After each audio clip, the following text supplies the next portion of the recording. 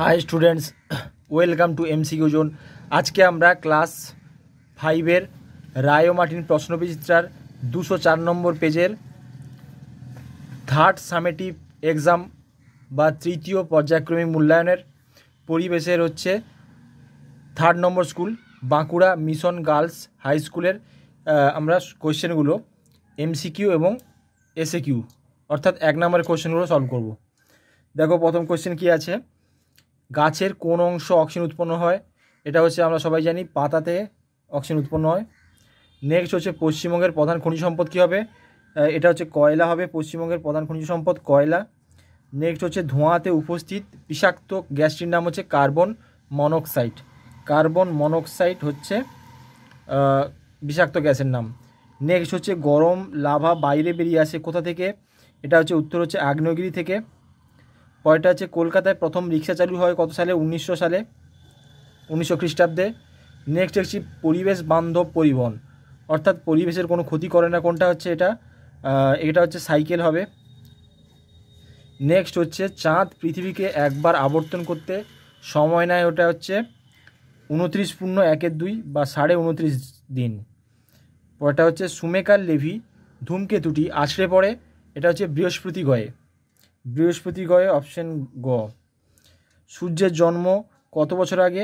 প্রায় 450 কোটি বছর আগে। নেক্সট হচ্ছে গৌণ জোয়ারের দেখো গৌণ জোয়ারের ড্যাশ পরে কত ঘন্টা কত মিনিট পরে মুখ্য জোয়ার ঘটে? উত্তর হচ্ছে 12 ঘন্টা 26 মিনিট পরে মুখ্য জোয়ার ঘটে, এটা হচ্ছে অপশন ক হবে। নেক্সট পেজে দেখো, তো পরের পেজে কি আছে কোশ্চেন, 2-এর দাগের কোশ্চেন। সূর্য থেকে পৃথিবীতে আলো আসতে সময় লাগে প্রায় 8 মিনিট।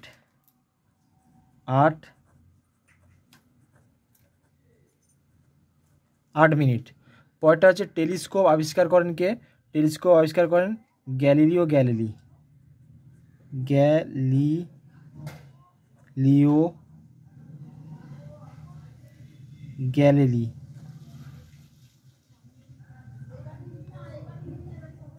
Galileo Galilei. পরেরটা হচ্ছে বিশ্ব বয়স্ক দিবস ড্যাশ দিনে পালিত হয়? এটা হচ্ছে অক্টোবরের 1 তারিখে, ফার্স্ট দিন, অর্থাৎ 1 অক্টোবর। তাহলে 1 অক্টোবর।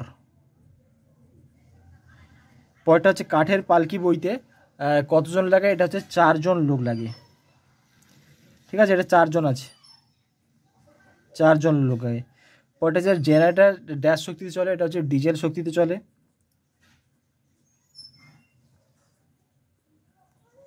ডিজেল। তারপর দেখো 2.6, তালপাতায় লেখা বইগুলোকে কি বলা হচ্ছে? পুঁথি বলা হচ্ছে, পুঁথি। নেক্সট সুন্দরবনের আয়লা ঝড় হয়েছিল কত সালে? 2009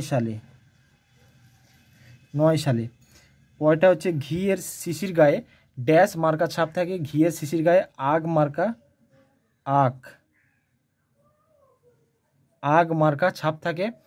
নেক্সট হচ্ছে রোদ ব্যবহার করে রান্না করা হয় যে যন্ত্রের সাহায্যে, তার নাম হচ্ছে সোলার কুকার।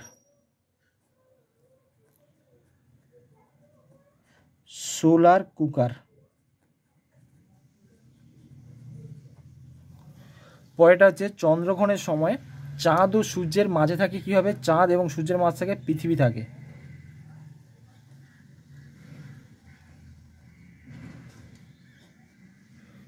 থাকে।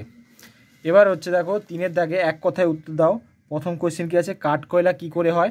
দেখো এর উত্তর বড় হবে বলে আমি অন্য একটা খাতায় লিখে দিচ্ছি, এখানে দেখে নাও কী করে উত্তর হচ্ছে। দেখো কাঠকয়লা কি করে হয়?